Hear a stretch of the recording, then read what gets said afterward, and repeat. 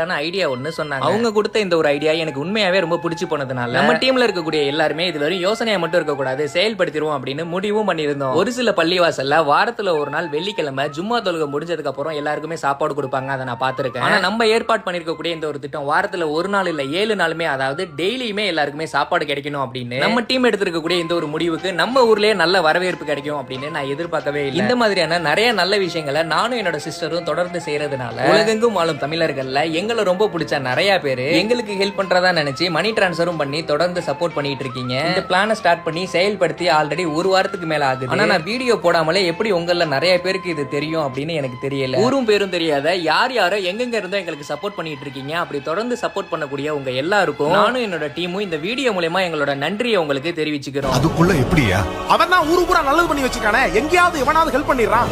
தனியாளா? அவன் தனியாளுதான், ஆனா அவனுக்கு பின்னாடி சைலண்டா ஒரு கூட்டம்